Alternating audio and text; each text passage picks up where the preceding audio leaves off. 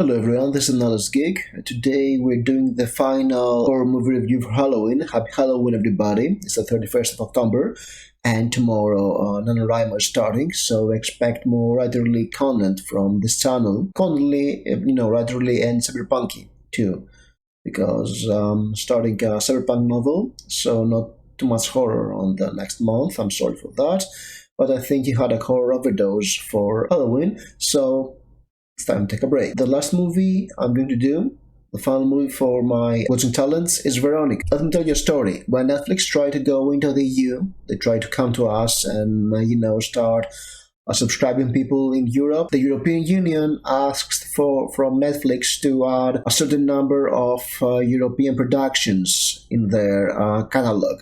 That's why you have shows like Dark, Money Heist, Marianne, and movies like Veronica. Veronica is a Spanish movie. It's a pretty standard, based on a true story, possession movie in the vein of The Conjuring. I think that's what's hyped at the moment, so we see lots of movies like that. And it's about a girl, Veronica. Her father has died. She has to take care of her three siblings, her brother and twin sisters, because their mother is constantly working. She's never home.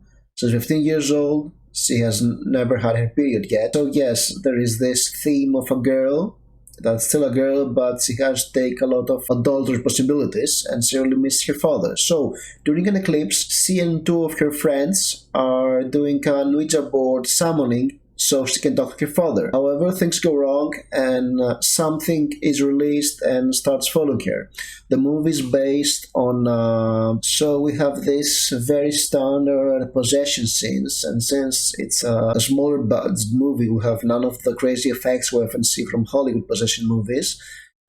Most of the horror is based on atmosphere, some editing. Well, there are some effects there, even though they're sparingly used, they're quite good, probably because they're not overblown. They're not subtle exactly, but they're not overblown.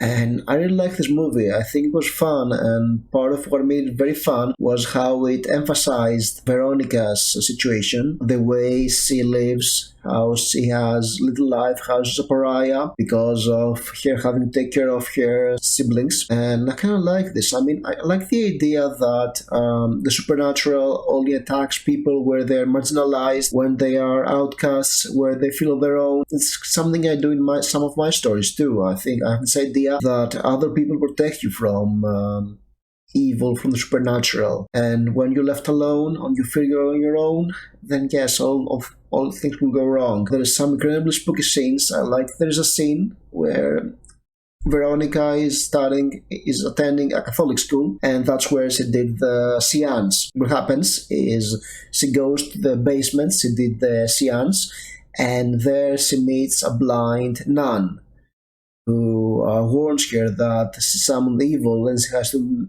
set things right. And their encounter is very creepy. It's very interesting how the horror is done in this movie. It's not something you've never seen before.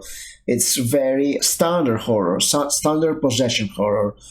You've seen this stuff times and times again, and I know that, but the way the character is portrayed, the subtlety of it, the atmosphere it builds, it's quite refreshing. It's very interesting. It's closer to the Spanish school of horror, which is more suggestive. So overall, Veronica was a very fun movie.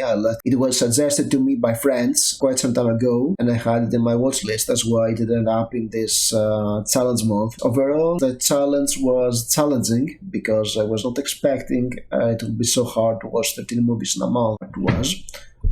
Apparently, and making the videos was challenging. I mean, I was editing a couple of videos yesterday and today and a couple of days before, and I was just seeing how horrendous the quality of the camera was. So today, apart from editing stuff and uploading stuff, I actually did some work with the camera, and I hope it looks better. I hope the video will be better when you see it, because some of the previous videos were off. And I would like to hear your opinions about this movie, if you have seen it, as well as about the whole marathon experience. What you like, what you did, and what I can do better, what can I do worse.